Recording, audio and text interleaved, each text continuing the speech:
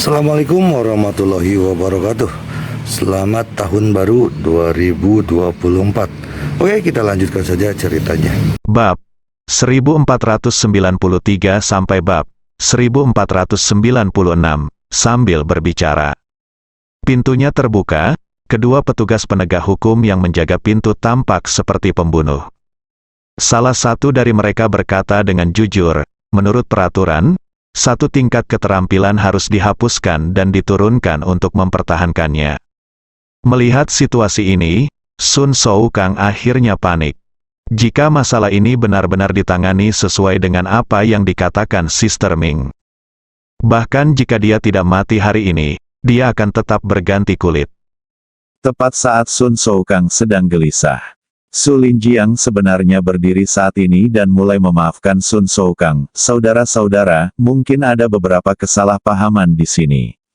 Anda harus keluar dulu. Kami mengadakan pertemuan wakil direktur hari ini. Tidak dapat dihindari bahwa akan ada beberapa perselisihan. Tolong abaikan saja. Petik 2. Kedua orang itu tidak terburu-buru untuk pergi. Sebaliknya, dia melihat orang lain yang hadir. Saudari Ming juga tahu bagaimana menyerah ketika keadaan baik-baik saja. Selain itu, kini Su Linjiang tiba-tiba memihak Sun Shou-kang. Situasinya jelas tidak baik untuknya, pikirkan ini. Saudari Ming kemudian melambaikan tangannya kepada dua saudara laki-laki di depannya.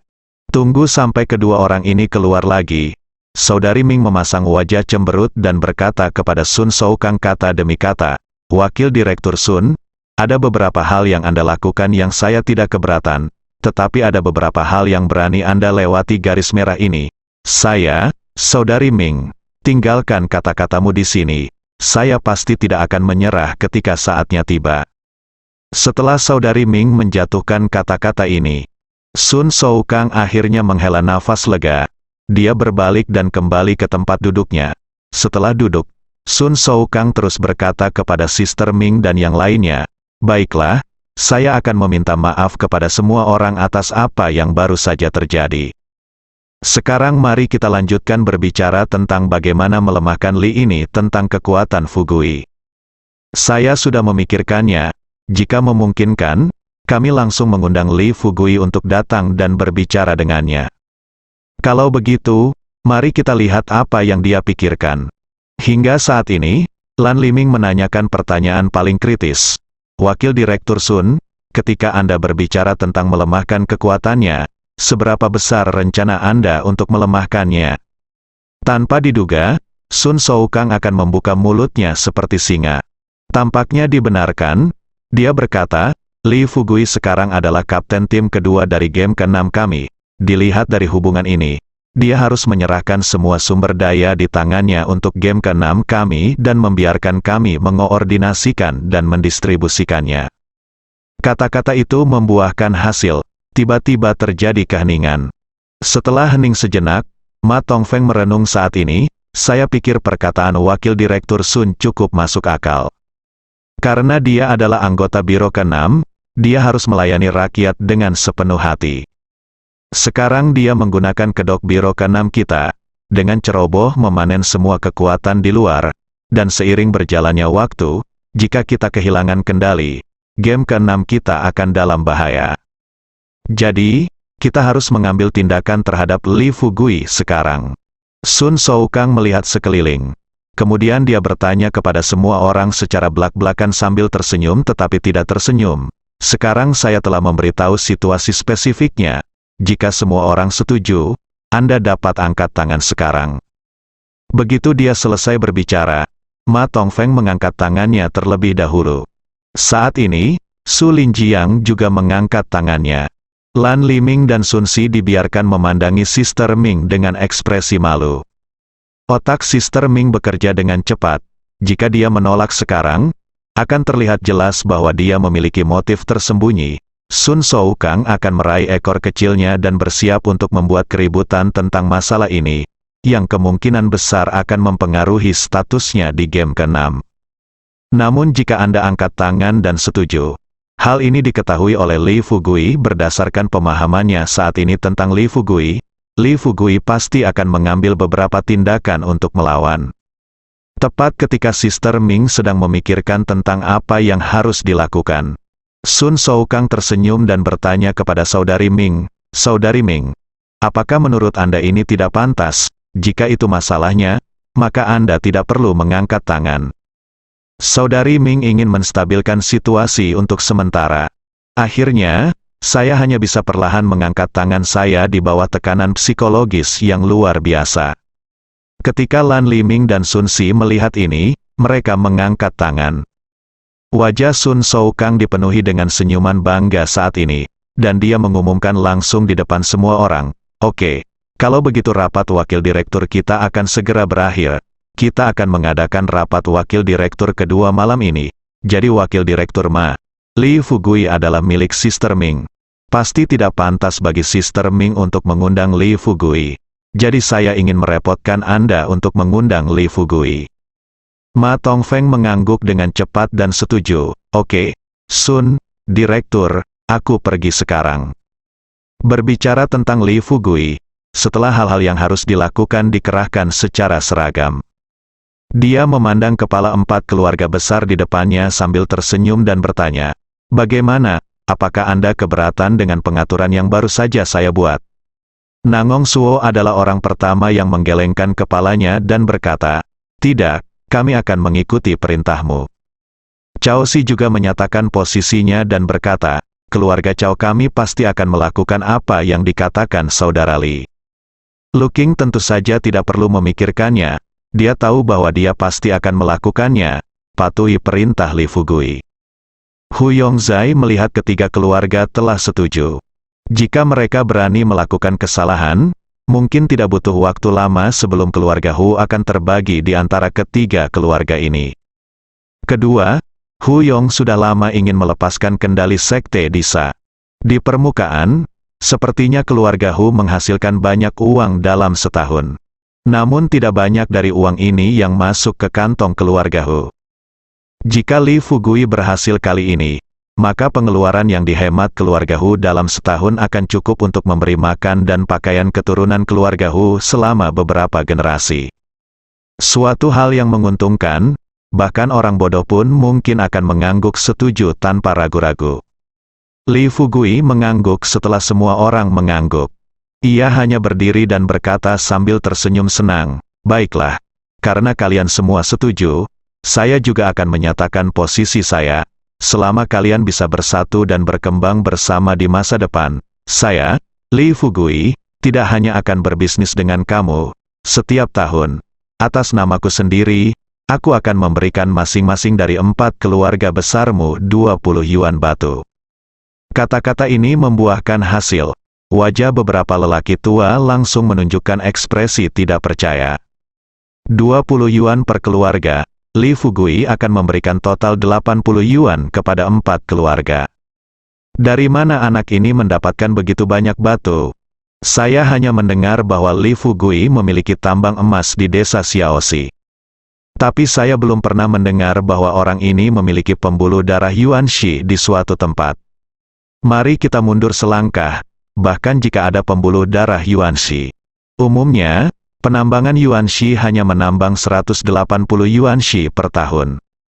Li Fugui memberi mereka begitu banyak sekaligus. Li Fugui melihat beberapa orang terdiam dan hanya menatapnya dengan kaget. Jadi dia tersenyum dan bertanya, Apa kamu tidak percaya kalau aku punya begitu banyak batu yuan?" Li Fugui mengeluarkan setengah genggam dari saku celananya. Setelah menaruhnya di atas meja, dihitung dengan cermat. Totalnya ada 24 buah. Setelah membaginya menjadi 4 bagian, Li Fugui melambai kepada 4 orang itu dan berkata sambil tersenyum, "Kemarilah. Hari ini kita mengadakan pertemuan pertama kepala 4 keluarga besar. Saya tidak punya apa-apa untuk dikatakan, jadi saya akan memberikan kalian masing-masing berenam hanya batu yuan." 4 orang melangkah maju, ketika mereka melihat batu yuan diletakkan di atas meja. Mata Hu Yong penuh dengan keserakahan. Pada saat ini, dia sepenuhnya percaya betapa kuatnya Li Fugui. Untuk membuat Li Fugui lebih bahagia dan membuatnya lebih percaya pada dirinya sendiri, Hu Yong sebenarnya menyarankan, "Saudara Li, seperti yang baru saja Anda katakan, hari ini adalah pertemuan kepala 4 keluarga besar, saya pikir.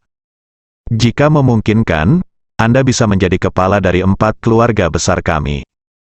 Kata-kata ini sangat cocok dengan pemikiran Nangong Suo. Dia segera menyeringai dan berkata, ini saran yang bagus. Kami adalah kepala setiap keluarga, dan kakak Fugui adalah orang tua tengah di antara kami berempat. Mulai sekarang, selama kami mengikuti jejak orang tua kami pasti benar. Cao Si juga senang saat ini. Dia tersenyum dan berkata, ya, itu masuk akal. Jika kamu memiliki seorang prajurit, kamu dapat memiliki sarang jenderal. Saya pikir selama 4 keluarga besar kita dapat mengikuti saudara kaya. Apakah kita masih khawatir akan dikendalikan oleh orang lain di masa depan? Lu Qing juga orang yang cerdas. Tunggu sampai Cao Si selesai berbicara. Anak laki-laki itu memanfaatkan situasi ini, berlutut dengan satu kaki, dan dengan hormat berteriak kepada Li Fugui, halo, orang tua. Ketika lelaki tua lainnya melihat ini, mereka tidak ragu-ragu dan mengikuti teladan Lu Qing, berlutut dengan satu kaki, untuk mengungkapkan rasa hormat kepada Li Fugui. Li Fugui tersenyum, ayo cepat maju. Setelah membantu beberapa orang berdiri, dia tersenyum dan membagikan batu yuan kepada beberapa orang. Kemudian dia berkata dengan tulus, karena kamu menunjukkan cinta kepadaku, aku lebih memilih bersikap hormat daripada menuruti perintahmu. Pada saat ini, tanpa diduga, terdengar ketukan pelan di pintu. Setelah mendengar suara itu, Lu Qing berbalik dan bertanya, siapa? Lu Boding berbisik di luar pintu, Xiao Qing, wakil direktur Ma dari Biro ke-6 datang ke rumah kami dan berkata dia ingin bertemu Kapten Li. Lu Qing melihat ke arahnya, wajah waspada. Dia memandang Li Fugui dan bertanya dengan rasa ingin tahu, Tuan, untuk apa Anda mengirim orang ke sini pada putaran ke-6 sekarang? Menghadapi pertanyaan, Li Fugui menggelengkan kepalanya dan berkata sambil tersenyum, sudahlah, keluar dan lihat dulu. Oh, jika tidak ada urusan, kembalilah dulu. Setelah beberapa saat, Lu Qing membawa Li Fugui ke ruang tamu. Saat ini, Hua Duo, Tan Tai Zixuan, Chang Sun Feng dan lainnya semuanya tinggal di ruang tamu keluarga Lu. Ma Tongfeng sedang duduk di sofa di ruang tamu. Ketika dia melihat Li Fugui muncul, dia mengangkat alisnya, menatap Li Fugui, dan kemudian bertanya pada Hua Duo di sebelahnya, Kapten Hua, Li Fugui sudah lama berada di sini di game ke-6 kita. Hei, bukankah kamu sudah memberitahunya aturan game ke-6 kita, saat seorang bawahan bertemu atasannya? Apakah dia masih ingin aku menyapanya? Li Fugui menatap Ma Tongfeng, dan hanya dengan sekilas, dia merasa sedikit jijik. Ini yang ada di depanku. Apa-apaan, bukankah dia hanya wakil direktur yang brengsek? Beraninya kamu menjadi begitu sombong di depan dirimu sendiri. Apa? Hua Duo menunjukkan ekspresi agak bermasalah di wajahnya.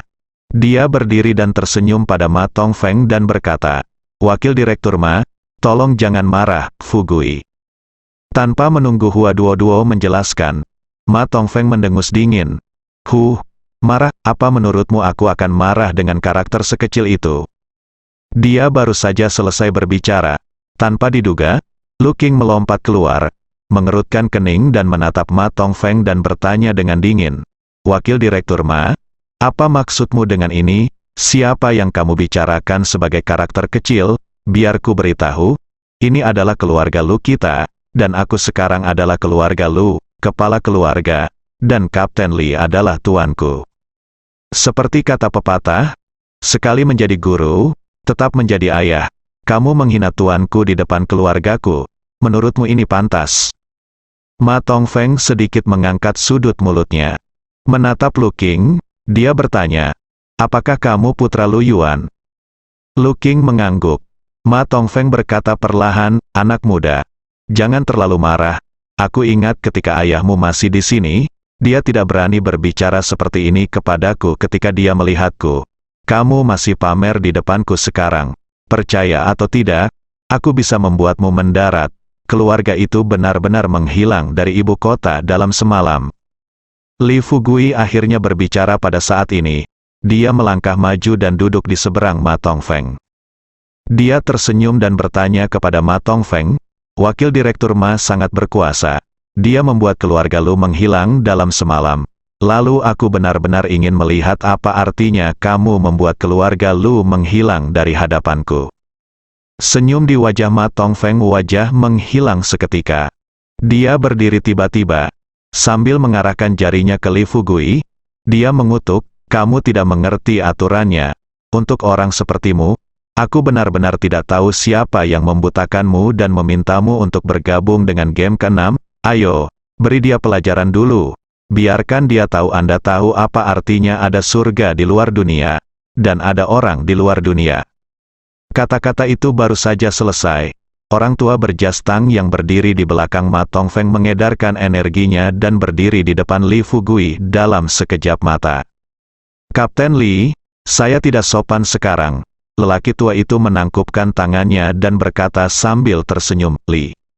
Fugui masih duduk di sofa, mengangkat kepalanya sedikit, dan berkata kepada lelaki tua itu, "Dari kenyataan bahwa kamu baru saja muncul di hadapanku, aku mungkin dapat mengatakan bahwa kamu hanyalah seorang pejuang kuno di tahap akhir kehidupan bawaan, kan?" Orang tua itu berkata dengan sedikit bangga, "Kapten Li benar. Saya tidak kompeten. Saya telah terjebak dalam tahap akhir bawaan selama lebih dari 3 tahun sekarang. Tetapi saya bisa merasa bahwa saya dapat menembus tahap akhir bawaan dan mencapai ramuan emas dalam waktu kurang dari setengah tahun. Level." Li Fugui berkata dengan ekspresi meremehkan, "Kamu hanyalah orang bawaan tahap akhir. Tetapi kamu masih ingin untuk melawanku? Cucu, keluarlah dan beri pelajaran pada makhluk bodoh ini." Dalam sekejap mata, Chang Sun Feng mendatangi orang tua itu. Tidak berkata apa-apa, dua tamparan mengenai wajah lelaki tua itu. Kecepatannya secepat kilat, mereka juga merupakan bawaan yang terlambat. Chang Sun Feng terus-menerus diberi makan cairan spiritual dan batu Yuan baru-baru ini. Yuan Qi di tubuhnya telah menembus tahap akhir Xiantian, tetapi sayangnya dia belum menembus dalam hal keterampilannya. Karena itu, berurusan dengan orang tua seperti itu mudah bagi Chang Sun Feng. Orang tua itu terpana oleh Chang Sun Feng. Hanya 2 gigi asli di mulutnya yang copot dari mulutnya. Setelah melihat pemandangan ini, Ma Tongfeng meraung marah. "Itu melanggar hukum. Itu keterlaluan. Ayolah, saya tidak percaya saya tidak bisa menaklukkan anak ini hari ini. Saya tidak menyangka hal ini akan terjadi sekarang." Hu Yong, kepala keluarga Hu. Chao Si, kepala keluarga Chao. Nangong Suo, kepala keluarga Nangong. Ketiga kepala rumah tangga itu berhamburan ke ruang tamu bersama budak-budaknya. Hampir 100 orang mengepung 3 orang yang dibawa oleh Ma Tongfeng. Nangong Suo melangkah maju sambil tersenyum dan berkata kepada Ma Tongfeng, "Wakil Direktur Ma, tetaplah sehat. Kamu seumuran dengan anakku. Kamu sekarang berusia 40 atau 50 tahun. Mengapa kamu masih marah seperti anak muda?" Chao Si juga tersenyum santai dan berkata, "Wakil Direktur Ma, saya sudah bertahun-tahun tidak bertemu Anda. Saya tidak berharap Anda menjadi wakil direktur sekarang. Ketika saya masih bisa melihat, saya ingat Anda hanyalah seorang kapten." Hu Yong juga terbatuk ringan, memandang Ma Tongfeng dan bertanya, "Saudara Ma, Anda mungkin tidak tahu bahwa Kapten Li sekarang adalah kepala dari 4 keluarga besar kami. Anda mengatakan bahwa Anda sedang menyerang orang tua kami sekarang, bukan? Kami anggota keluarga melihatnya. Apakah kamu tidak peduli?" Ma Tongfeng tidak bodoh. Jika Anda masih berani main-main dalam situasi ini, mungkin tidak menunggu Li Fugui mengambil tindakan. Dia bisa dimakan oleh budak dari 4 keluarga besar. Seperti kata pepatah, kita tidak bisa menyalahkan semua orang. 4 keluarga besar hanya memberikan uang kepada Sekte Tiangang dan Sekte Disa setiap tahun. Setiap tahun, mereka menginvestasikan hampir 10 miliar pada game ke-6. Katakanlah itu adalah investasi, faktanya, ini hanyalah keuntungan terselubung bagi mereka. Ditambah lagi dengan status 4 keluarga besar di ibu kota. Jika keempat kepala keluarga memukulinya sampai mati bersama-sama hari ini, di ronde ke-6, mereka mungkin tidak punya pilihan selain menutup mata. Anda tidak bisa begitu saja melenyapkan 4 keluarga besar dalam keadaan marah, bukan? Jika keempat keluarga ini hancur, saya tidak berani mengatakan bahwa dunia sedang kacau, yang pasti pasar komersial di ibu kota benar-benar kacau. Perusahaan-perusahaan di bawah 4 keluarga besar memiliki puluhan juta anggota. Ketika saatnya tiba, pekerjaan yang menghidupi keluarga puluhan juta orang ini akan hilang. Dia tidak mampu memikul tanggung jawab ini. Direktur Biro ke-6 takut bahwa dia tidak akan berani melakukan hal ini dengan mudah. Pikiranku berputar. Ma Tongfeng segera meminta maaf kepada Nangong Suo dan berkata, "Tuan Nangong, jangan khawatir, saya hanya bermain-main dengan Kapten Li. Sejujurnya, wakil direktur kami di Biro ke-6 sangat optimis terhadap Kapten Li sekarang. Sejak Kapten Li bergabung dengan Biro ke-6 kami, dia dengan cepat menjadi andalan Biro ke-6 kami. Kami pasti akan mencurahkan segalanya untuk talenta muda semacam ini dan dengan penuh semangat membina dia untuk menjadikannya pilar negara," Ma Tongfeng mengatakan. "Ini," Li Fugui berkata dengan tidak sabar, "Wakil Direktur Ma, sebaiknya Anda memberitahu saya dulu dan datang kepada saya jika ada yang harus Anda lakukan. Saya sangat sibuk akhir-akhir ini. Sekarang saya akhirnya punya waktu luang. Apa yang bisa Anda lakukan dengan cepat? Setelah itu, saya harus kembali dan istirahat lebih awal." Ma Tongfeng kemudian memandang Li Fugui, tersenyum dan mengatakan tujuan kunjungannya, "Kapten Li, begini, sore ini kita ada rapat-rapat wakil direktur. Berikut beberapa hal tentang Anda. Saya harap Anda dapat ikut dengan saya dan pergi ke kantor pusat untuk berkomunikasi di depan wakil direktur kami." Setelah Li Fugui mendengar ini, dia segera mengalihkan perhatiannya ke Hua Duo. Mata Hua Duo mengelak. Saat ini, dia tidak sabar untuk menemukan celah di tanah dan merangkak ke dalamnya. Padahal, sebelum mengadakan rapat kepala keluarga, Li Fugui sempat melihat pemikiran Hua Duo melalui nyanyian gong. Tentu, Li Fugui tidak menyalahkan gadis itu atas perbuatan Hua Duo. Lagi pula, ini sudah lama sekali, dia masih tahu orang seperti apa Hua Duo itu.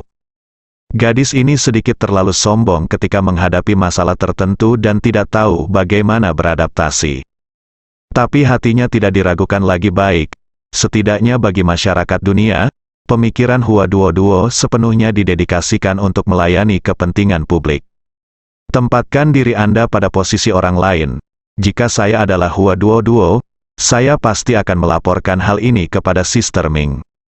Hanya saja Li Fugui tidak dapat memahaminya sekarang. Mengapa wakil direktur ini tiba-tiba mengincarnya sekarang?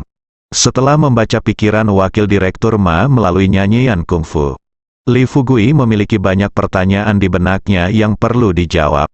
Tapi dia tidak terburu-buru, karena pihak lain datang untuk mengundangnya. Itu berarti dalam beberapa hari terakhir ini, mau tidak mau dia harus menghadapi game ke-6. Saatnya memanfaatkan waktu ini untuk memahami sepenuhnya game ke-6. Lihat seberapa dalam air pada inning ke-6. Oke, aku ikut denganmu. Li Fugui menyetujui dengan santai. Pada saat ini, Hua Duo berdiri dengan penuh rasa bersalah, berdiri di samping Li Fugui, dan berkata terus terang kepada Ma Tongfeng, "Wakil Direktur Ma, silakan saja, Kapten Li dan saya akan datang dari belakang." Ma Tongfeng mengerutkan kening. "Aku diam-diam berpikir bahwa aku tidak bisa mengendalikan Li Fugui, jadi bagaimana aku bisa mengatakan bahwa aku tidak bisa mengendalikanmu lagi? Film gadis kecil, jika bukan karena orang tuamu. Aku sudah menamparmu dengan alat pengikis telinga yang besar. Kapten Hua, orang yang diundang ke pertemuan wakil direktur ini adalah Kapten Li. Mengapa Anda mengikuti saya?" Hua Duo meneteskan air mata. Dia sepertinya ingin mengatakan sesuatu kepada Li Fugui. Tetapi karena kehadiran Ma Tongfeng, Hua Duo hanya bisa menelan kata-kata yang ada di bibirnya. Li Fugui melihat ekspresi gelisah di wajah Hua Duo. Dia kemudian tersenyum padanya dan berkata, Duo, setelah berhari-hari bekerja, kamu dan Zixuan sama-sama menangis. Pergi ke hotel dan istirahat dulu. Aku akan pergi ke sana bersama wakil direktur Ma. Jangan khawatir, tidak apa-apa akan terjadi, ya." Air mata mengalir dari sudut mata Hua Duo. Dia mencondongkan tubuh ke dekat telinga Li Fugui dan berkata dengan suara rendah, "Fugui, Aku milikmu dalam hidup dan hantumu dalam kematian. Jika sesuatu yang tidak terduga terjadi padamu, jangan khawatir. Aku pasti tidak akan hidup sendirian di dunia ini. Ayolah, setelah aku mati, aku akan melayanimu seperti sapi dan kuda di dunia bawah. Hati Li Fugui tergerak. Dalam keadaan seperti itu, dia tiba-tiba mengaku padanya. Li Fugui tidak tahan lagi. Dia memandangi bunga itu dengan penuh kasih sayang. Hasilnya tidak menunggu dia sadar, Hua Duo sebenarnya mengabaikan Tantai Zixuan dan orang lain yang hadir. Tanpa memikirkannya, dia mendekatkan bibir merahnya. Li Fugui menghela nafas tanpa daya. Qi Kuai Chuo. Meski memalukan, tapi dia tetap maju. Semua orang yang hadir benar-benar terdiam. Tantai Zixuan juga menunjukkan sedikit ketidaksenangan di matanya. Tapi tidak mungkin, siapa yang membuatnya memilih Li Fugui sebagai suaminya? Karena dia memilih pria ini, dia hanya bisa memilih untuk mengakomodasi wanita di sekitar Li Fugui. Ma Tongfeng mengepalkan tangannya. Melihat Li Fugui dan Hua Duo berciuman, pikirannya berubah dan dia mengeluarkan ponselnya dan mengambil foto untuk mengumpulkan bukti. Setelah beberapa saat Li Fugui dan Hua Duo melepaskannya, Hua Duo akhirnya tertawa bahagia. Dia mengulurkan tangannya, menyeka bekas lipstik di sudut mulut Li Fugui, lalu berkata kepada Li Fugui kata demi kata, "Fugui, silakan, Zixuan dan aku menunggumu di hotel." Li Fugui menjawab dengan senyuman. Semua orang menyuruh Li Fugui dan Ma Tongfeng pergi. Hua Duo tersipu dan mendatangi Tantai Zixuan dengan rasa malu. Sebelum dia dapat berbicara, Tantai Zixuan menghela nafas dan berkata, "Kamu gadis sialan, ya, apakah kamu menahannya?" Kemudian rasa bersalah di hati Hua Duo hilang sama sekali. "Bisakah kamu memaafkanku?" Tantai Zixuan berkata sambil tersenyum pahit. "Apalagi yang bisa aku lakukan jika aku tidak memaafkan? Sebenarnya, aku sudah lama melihat bahwa Fugui memilikimu di dalam hatinya, tapi karena statusmu seorang anggota Biro ke-6, dan juga wakil kapten, jadi dia mungkin sedikit takut." Ngomong, bisakah kamu memberitahuku, apa yang baru saja kamu katakan di telinga Fugui? Hua Duo wajah malu kemerahan mencapai akar leherku. Kata-kata ini, sekarang dia memikirkannya. Dia tidak tahu bagaimana dia mengatakannya. "Oke, jangan tanya lagi." Tantai Zixuan tidak bisa menahan tawa. "Haha, kamu sangat pemalu, aku tidak menyangka." Hua Duo melihat ke kejauhan. Dia segera mengganti topik pembicaraan dan berkata kepada Tantai Zixuan, "Saya benar-benar tidak tahu apakah Fugui akan berada dalam bahaya kali ini." Tantai Zixuan berkata dengan senyum percaya diri saat ini, "Jangan khawatir. Ikuti saja Fugui, kamu punya lebih banyak waktu daripada aku, jadi kamu harusnya tahu betul seberapa kuat dia. Lagi pula, orang ini adalah pencuri. Jika memang ada bahaya, menurutku dia tidak akan pergi bersamanya." Hua Duo mendengar ini, ekspresi khawatir di wajahnya perlahan memudar. Lagi pula, apa yang dikatakan Tantai Zixuan masuk akal. Jika memang ada bahaya, dengan kepribadian Li Fugui, dia tidak akan bisa terlindas tanpa dipukuli sampai mati. Paviliun Donghai, saat mobil perlahan melaju ke dalamnya. Li Fugui mengaktifkan mode kotak obrolan lagi. "Wakil Direktur Ma, markas Biro ke-6 benar-benar mengesankan. Tempat ini pasti pernah menjadi istana pangeran, kan? Semua yang ada di sini adalah bangunan kuno. Hei, apakah itu pohon di depanmu? Nanmu emas, tunggu. Tidak mungkin nanmu emas. Bagaimana nanmu emas bisa tumbuh di utara? Apa aku bingung? Layar di depan sangat indah. Ini karya master. Tempat ini memang yang terbaik. Ini tempat yang bagus untuk menumbuhkan karakter seseorang. Pantas saja Anda, Wakil Direktur, semua terlihat adil dan lembut. Tinggal di tempat seperti ini setiap hari sungguh membuat iri." Telinga Wakil Direktur Ma hampir kapalan. "Jika bukan karena aku tidak bisa mengalahkan bajingan kecil ini." Dia sudah mencabut gigi depan anak ini.